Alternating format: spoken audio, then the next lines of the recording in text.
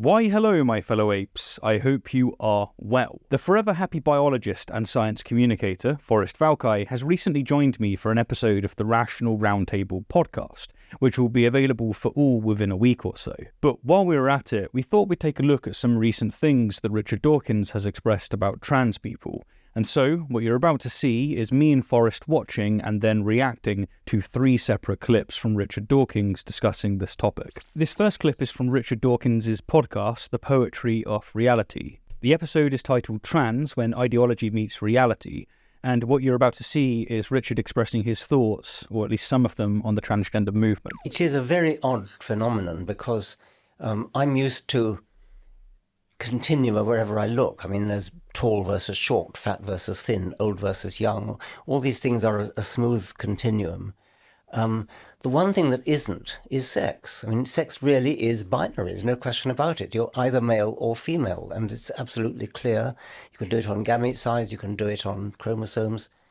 And so it is, to me, as a biologist, distinctly weird that people can simply declare I am a woman, though I have a penis. That seems to me to be a strange distortion of language, because language is useful as something to express your thoughts clearly. Forrest, my dude, what do you make of what was said there? It strikes me as odd for a couple of reasons. Number one, he's explaining the reality of biology. There are continua everywhere. There's really, there's nothing that you can put into a solid box. Everything is fuzzy. Everything is gray. And he's like, except for this one thing, though. This one thing is it has to be this way. And he's backing that up using the categories that we created. And that just, I'm sorry, that's just not good enough. And then he continues by saying language is really important for expressing yourself clearly. Yes, I agree.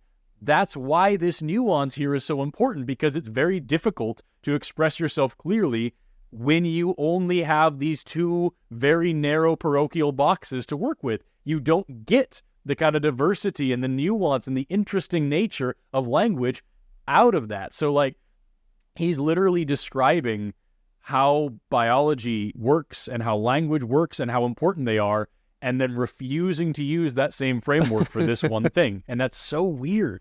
It is weird. I mean, one of the criticisms I have here is that if you're going to perform what's known as an inner critique, so if you're going to criticize someone's view, you have to do it from their perspective. And yeah, what concerns me, or I don't really understand what Richard's doing here, is that I see no effort from Richard to do this. So, if someone dismisses the entire transgender movement based on what a fringe of them think about sex, and yes, there are some people that have those views, it's obvious to me that you can't be taking the view seriously. It would be equivalent to just saying, look, Christianity shouldn't be taken seriously at all because, and then just emphasizing and focusing on entirely young earth creationists. It's just, even if it is the case that the fringe views got it wrong, you've got to deal with the main frame, and he doesn't seem to have any inclination, or there's just nothing there where he's dealing with gender as a separated concept. He's just right. But if you're going to critique someone's view, you've got to take their position and show where their position has problems, not impose your view on it. He's criticizing the fact that we're talking about gender, and also he is exclusively talking about sex. And the difference between those 2 things, again, I can't stress this enough. It's not a new development. It's been around for over half a century. In fact, almost at this point, because we're in the 2020s now, almost a whole century, almost 100 years of understanding that there's a difference here. And he's just using the language that he grew up using, the language he's gotten away with using this whole time. It sucks so bad to see someone that, I grew up looking up to so much, and has been such a hero of mine for such a long time, for tearing apart dogma and for encouraging critical thinking and critical theory, poking at your own ideas and poking at your own thoughts and making sure they stand up.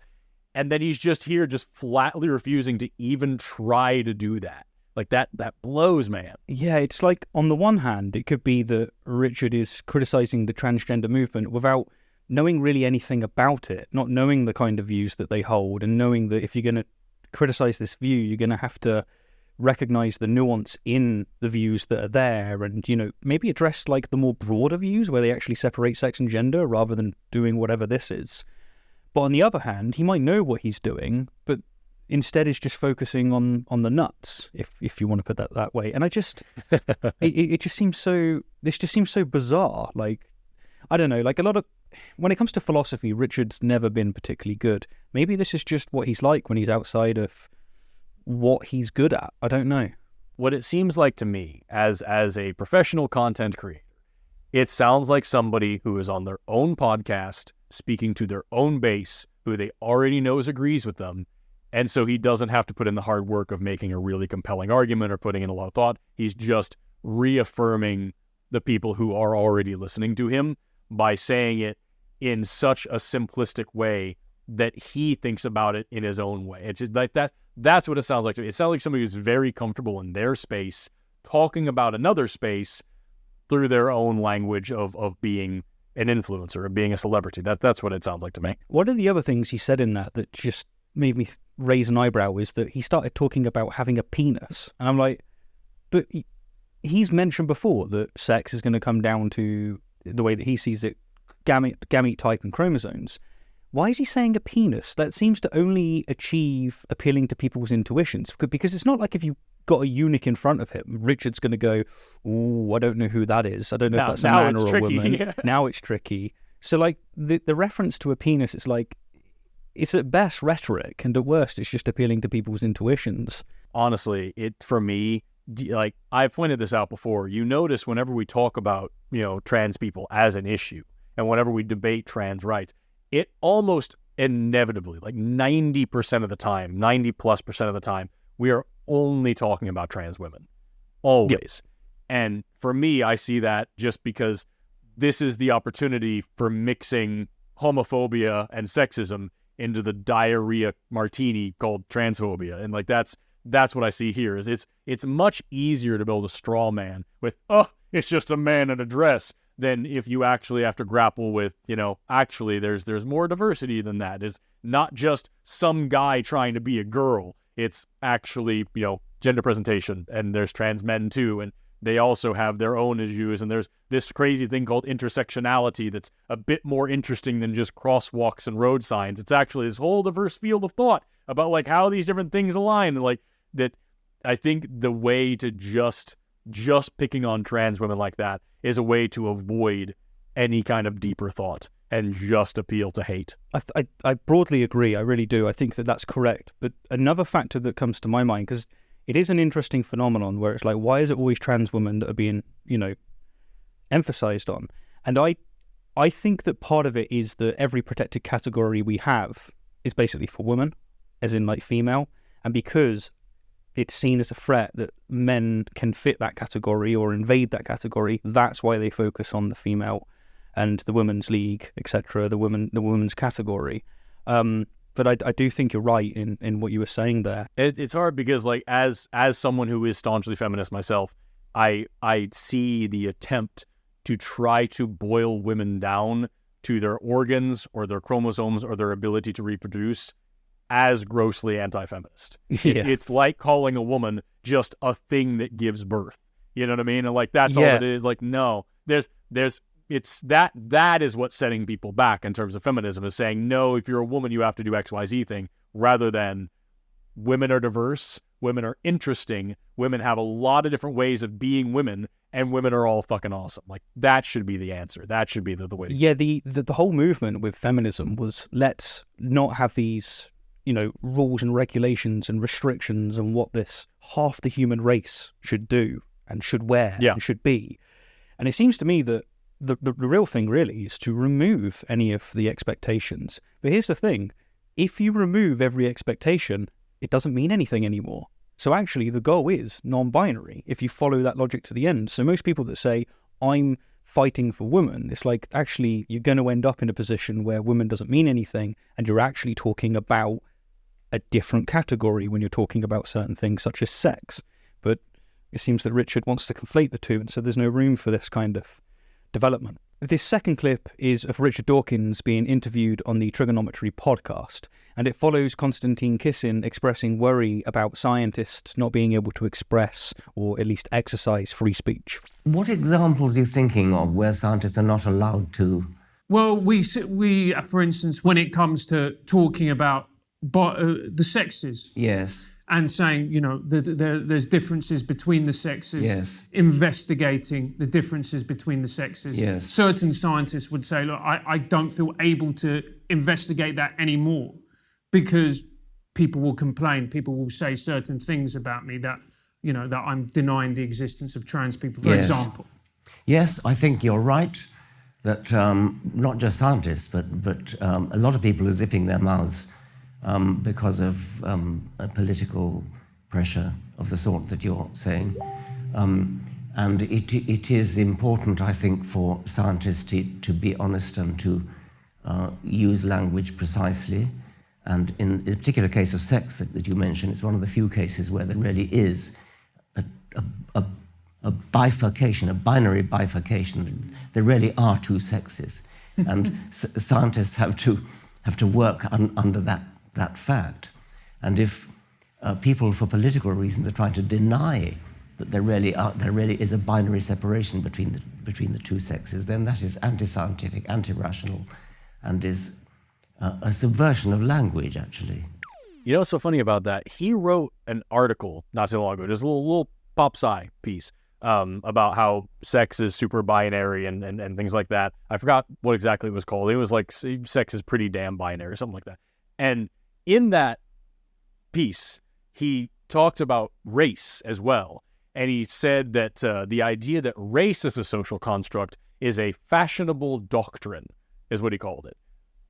Race being a social construct is a biological reality. There is no biological construct of race, no matter how you slice it. Genetics is a thing, ethnicity influencing your genetics because of trends and populations over time. Those are things, but the way that we actually define and talk about race has nothing to do with biology by and large. And so, I see the same thing here. If you were to have a biology professor talk about race as a biological reality and start coming out here talking about phrenology and black people just have a different size brain and that's what makes them this way and all this, that's so far past debunked pseudoscientific nonsense that would have flown in the late 1800s, but certainly doesn't work today, that you would be laughed out of your institution and you probably wouldn't have a job for very long.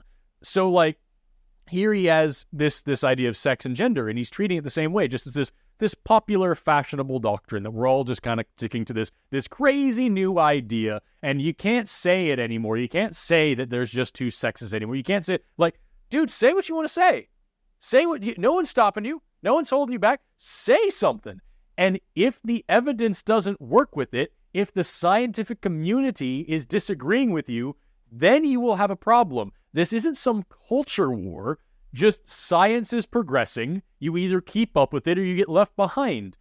Don't promote this weird sex phrenology this way. I don't get how this comparison he's making, he's being oppressed by not being able to talk about this. You can say whatever you want, and you will either be right or wrong, and it will either be accepted or not. If you have a spine, put your opinion out there.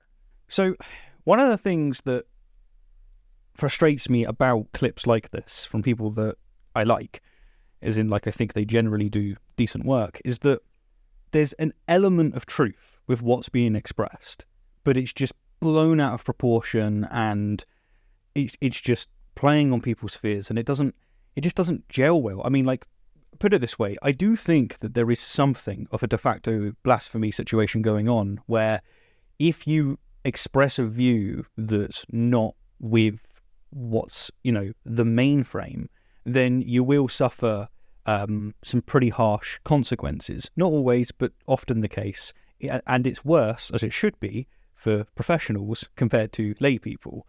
So I do think there is an element of truth for that, and for what it's worth, I think that this really hasn't helped when it comes to promoting trans people. I think that the right has, or those that are opposed to trans people, they have got hold of this and rinsed it for its money, especially when it comes from a movement that beforehand was fighting against religion and blasphemy.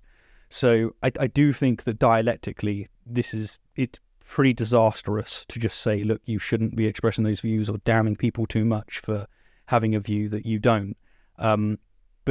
But as you said, like when it comes to you being a professional, it as a layperson, it genuinely frustrates, let alone makes me confused when I see that he doesn't seem to have any concept of what gender is. And it's like, how can you be speaking about this so many times and not be able to recognize that that's a position, that is the position on the table? Yeah, what bothers me about it is like he has made his career with like the public dissemination of knowledge. He has made his career as a public intellectual who's, addressing the public and communicating science to the public. You don't have to necessarily be abreast of like the most advanced information and like the newest developments in your field and all this stuff. It's not your job. But this information is like 100 years old, and it's not like it's hidden from him. We are in the age of the internet. He can very easily listen to some of the criticisms that's being given to him, go take a 1,000 level course in the field that you have a PhD in, and learn the new information if you have to. Like, it doesn't have to be as tricky and as difficult and as dangerous as he's making it out to seem. And, what you're talking about, which is a fair point, is this idea of cancel culture, so to speak. Like, the thing is, if you say something stupid or shitty or cruel or hateful or whatever, you're going to pay some social capital. You're going to pay a price in terms of respect and what your audience is going to tolerate and who's going to continue listening to you versus the kind of people that you're going to attract that you may not have wanted in the first place. That's all part of being an influencer and being a public intellectual and being, a celebrity. This is something that you and I as YouTubers have to be cognizant of all the time. This dude's been doing this job for so much longer than us. It blows my mind that he's having such a hard time with like the most fundamental part of our career, that this is something that he has to like shy away from and hide. Like, no, you just have to decide whether the social capital is worth paying for the shitty thing that you want to say, or if you want to be taken seriously with what you're saying next. Like, that's all, those are all considerations that you have to make all the time. And also, like, you have to know as a communicator of science that sometimes how you say something is more important than what you're actually saying. Yeah, and sometimes the way you're addressing people and like how you're presenting the information is so much more important. And for him to just completely disregard that and be like, no, I'm going to plant my flag on this spot and I'm going to die on this hill, and no matter what, I'm not going to adjust and I'm not going to change my mind and I'm not going to update my information and I'm not going to, listen to my audience and I'm not going to, it's just, this is what I think and this is all it is. It's a very dogmatic approach, and it doesn't fit who he's been for the past like 60 years, and it's weird. It is weird. I think you touched on a great point on cancel culture there. Some people think that cancel culture is having some kind of ramification or consequence for your action. And it's like, no, that's not, that shouldn't be. These are completely different things. You can say what you want. So, for example, a Christian could come up to me and say that you're an atheist and you have no morals and, I think that you deserve hell. It's perfectly in my right to respond to that by going, go fuck yourself. I don't want to be around you. Like, you're just a waste of my space. Like, if you're not going to respect me, why should I spend any time respecting you? So that's on that point. Now, I understand that it could be different when it comes to academia, but if you're teaching a certain role and the role has certain criteria, then you've got to teach that role. When stepping outside of that's wrong. You'll be wrong if your English teacher started teaching you maths. It's stepping outside of the role and the curriculum. If you want to change it, change the curriculum. Like, have good arguments outside of the school because it's already been chosen. Now, one of the things I've learned, and I hope that I do this now, and you've done it in this very podcast, and I think it's just such an important thing. Soon as we went into areas where you haven't done a sufficient amount of research, or you haven't thought about it enough, you have like specified this ad nauseum. You've made clear, look, I'll give you my thoughts, but this isn't something I thought about a lot. You did it with athletics, for example. it's so obvious to me that Richard either like knows what his opposition believes and tends to believe and just isn't representing it accurately, and that's a really big problem, or he doesn't know what they believe, and what's worse is that he's speaking very authoritative on it, and he's dismissing them and treating them essentially like they're mentally ill, to put it frank. Like there's a complete diversion from the way that things should be. And I'm with you. I'm incredulous. I'm just like, what is going on with Richard with this content lately? That's precisely the issue. And it's like, it's not who he's been for the past like 15, 20 years. When he's going out and debating people about religion or debating people about evolution, I never saw a clip where he was straw manning somebody. He would always make sure, like, he didn't believe the Bible, but he learned what the Bible said so that he could accurately represent it and then talk about why it's a problem. He didn't believe in young Earth creationism, but he learned what the young Earth creationists were actually saying so that he could then go out and talk about why it didn't comport with reality. If he seriously wants to say that trans people don't fit reality or don't fit biology or don't fit whatever like that, at least have the freaking courtesy and the decency to go out and learn what they actually are saying and not just get on this pity party here of saying, oh, well, in our academic institutions, we can no longer be hateful and bigoted. Like, I'm sorry, like, academia should be more free, not less. It should be more interested in exploring new ideologies, not less. It should be more open to new evidence and new ways of thinking, not less. For you to come in here and say, like, we as academics and scientists and everything, we need to be protected from this new thinking and all these new ideas and these people who are going to, tell us that we're bad people and take away our funding and take away our jobs if we offend too many people. Like, you're just talking about doing the same job you've been doing this whole time. You're just not doing it right now. And I don't get it. I don't get it, dude. Now, I have to say that I'm actually somewhat not surprised that he's acting this way on this topic. And the reason is this. When I got into atheism, I read The God Delusion and, I read his works, and he does actually respond to some philosophical arguments. It was only after learning a bit more about philosophy that I learned that there was a theist that criticized him, saying, reading Richard Dawkins talk about philosophy is like reading a creationist talk about evolution. And it is. Like, I mean, I still got respect for Richard, but philosophy is not his lane. Like, he really hasn't put in the time and attention. And so really, in reflection, it's not all that surprising that he's doing the same now with what I would argue is a topic that, I mean, gender is definitely in the social field. There's philosophical dialogue to be had there.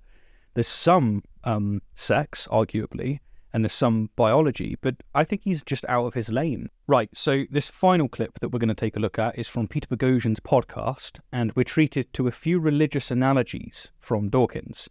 It's a bit of a lengthy clip, but since this is a main talking point that he's expressed on multiple interviews, I do think that this is worth responding to. We seem to have exchanged one form of superstitious religiosity for another. Yeah. And the analogy goes pretty deep. I think John McWhirter pointed out that there's a strong relationship between original sin in the Christian religion. Oh, that was me pointed that out. You pointed 2014, it out, yeah. Okay. That was my article with James Lindsay. Privilege is the original sin, but yeah, go ahead. Good for you. Yeah. So original sin being, we're all born in sin. We all inherit the sin of Adam. Right. We white people inherit the sin of slavery Right. and colonialism. And because we're white, we have to feel guilty for what not necessarily our ancestors, but people of the same color as us in past centuries did. So that's one analogy. And then transubstantiation, Right. which is in the Catholic religion, the wine literally turns to blood, where literally doesn't quite mean literally. It means what Aristotle called the accidentals stay wine, but the true substance of the wine becomes blood.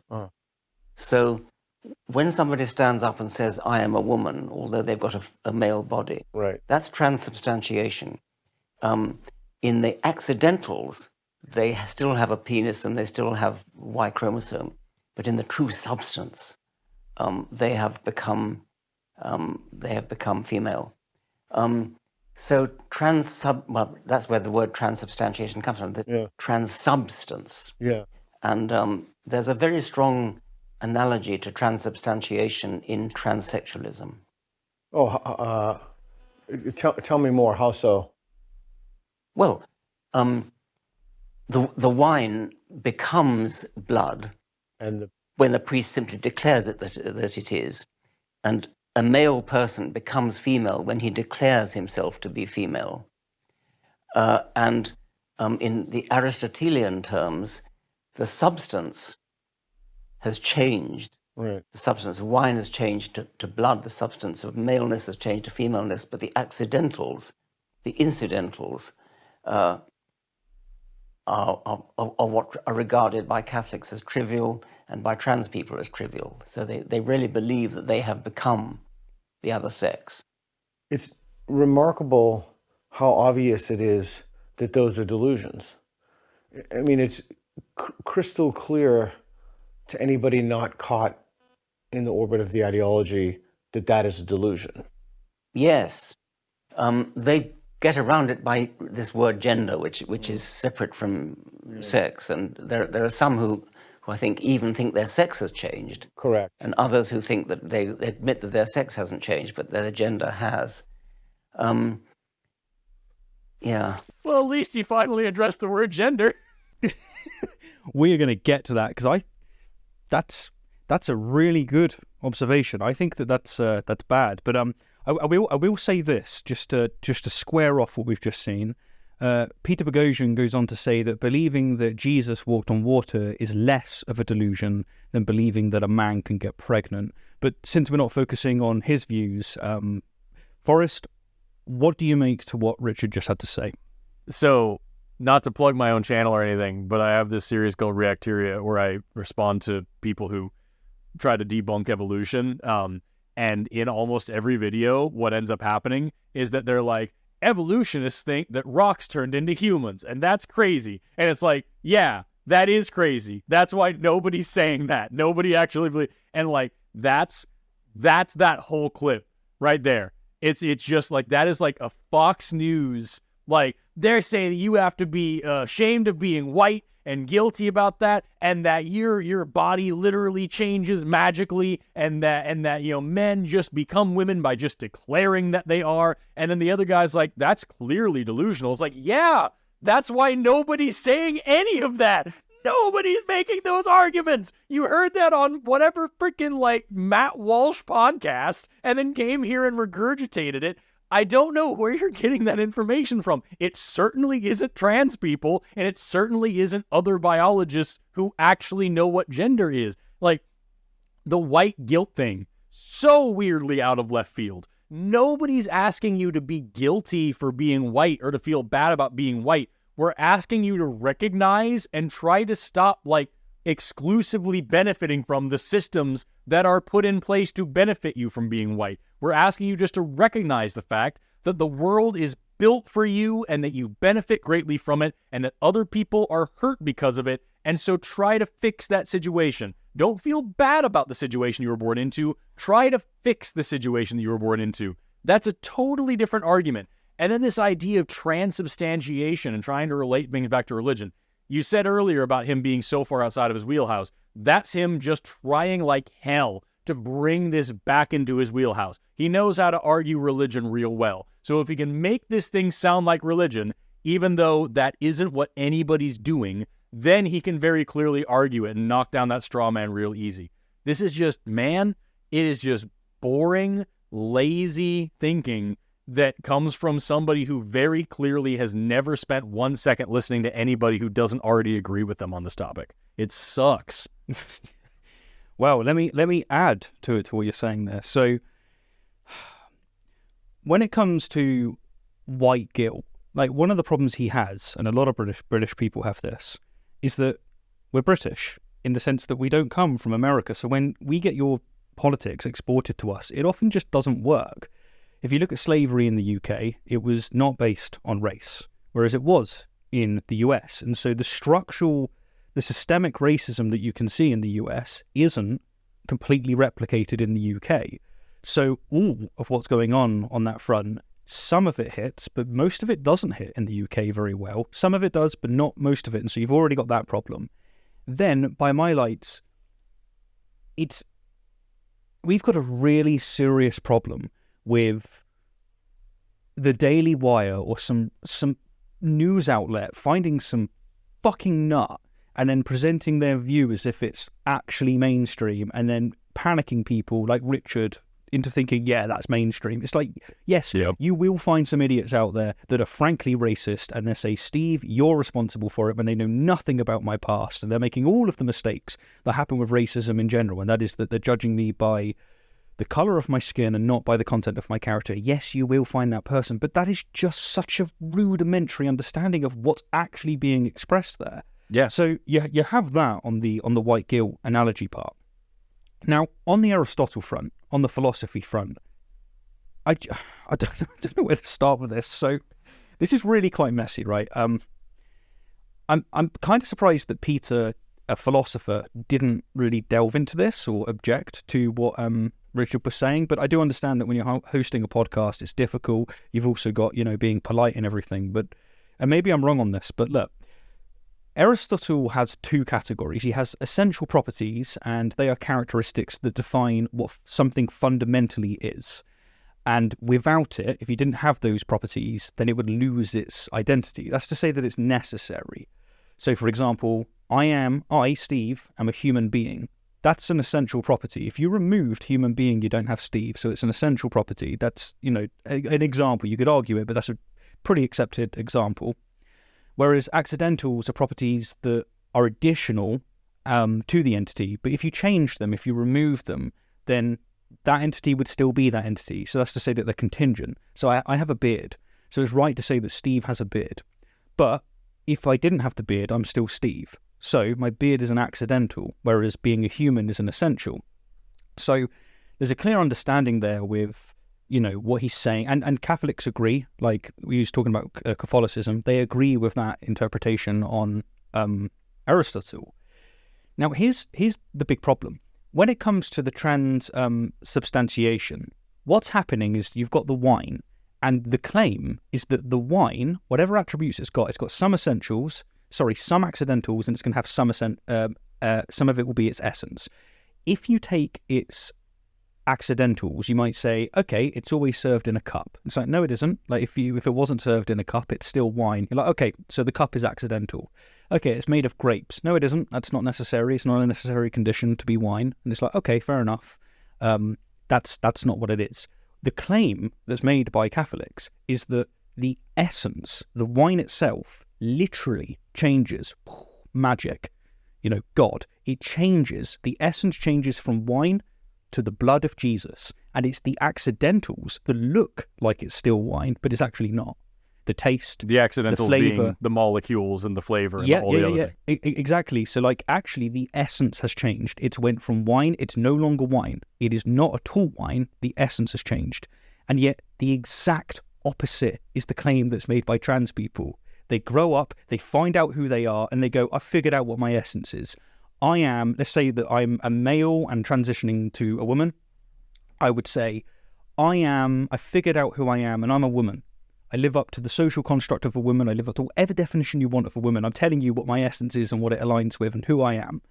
What I'm doing is not changing my essence. What I'm doing, if anything, is I'm actually changing my accidentals to fit my essence. So what I'm doing is I'm growing my hair long, I'm taking hormones, I'm doing things like that to fit the accidentals. So Richard has just got this completely backwards. That is such a fucking incredible point, honestly, because that's something that trans activists are very vocal about. I didn't decide that I'm a woman. I discovered that I am. I didn't just wake up one day and decide to be a man and stop wearing clothes. I realized that I am a man. I came to terms with the fact that I am a man. And it's why, people talk about, they don't want to use the word born male or born female. They prefer the term assigned male or female. They thought I was this, turns out I was that. And that's such an important distinction to make. And so that's a phenomenal point. I really appreciate you bringing that up, because that's exactly how it should be seen. This person was always a man. Their phenotype disagreed. The doctor disagreed. Their parents might not have understood. They were always a man.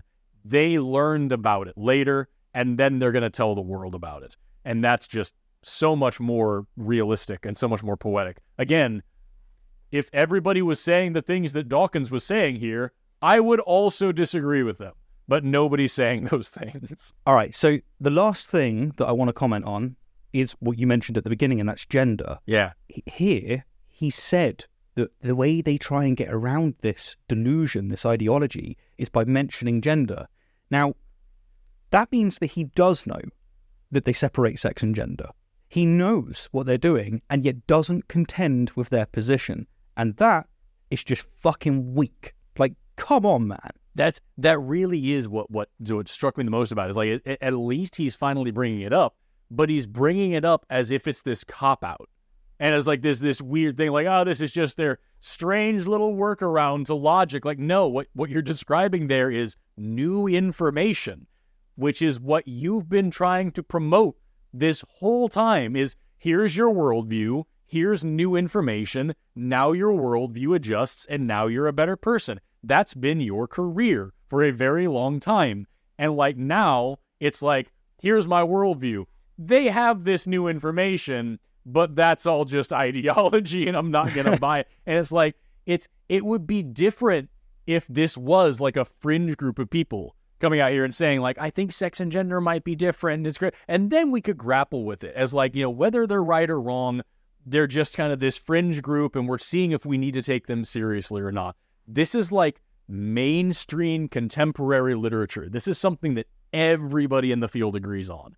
And he's just like, meh, I don't use it that way, so like you shouldn't either. And it's like, when did that become your modus operandi, dude? Like, why is that what you're doing now? Like, why? It's such a flip of the roles. It's like the amount of times I've seen him like sit down and try and discuss evolution with a creationist, and they mention nothing to do with evolution. They won't even consider it. They're just talking about, oh, you think you just popped into existence. And he's like, that is not my view. Yeah. Contend with evolution. And yet here, he's doing the same. It's the same in terms of rhetoric. He's not dealing with their position. And the first time we hear him mentioning gender, he says that's how they get around it. That's no better than a creationist going, yeah, well, the way that they get around that is evolution. That's what they do. But it's actually just a linguistic trick. This millions of years thing. Yeah. And oh, man, come on, Richard. Anyway, I wanted to see what I you want thought. to point out that when you quoted him, I forgot that you were also British, and I thought you were just doing a bad mockery of him, and I was going to call you out on it. And I had to remember, oh no, he's been talking that way the whole time. Shit. I don't know why. Well, I do say, Forrest, it's quite an insult. All right, let's wrap this bitch up.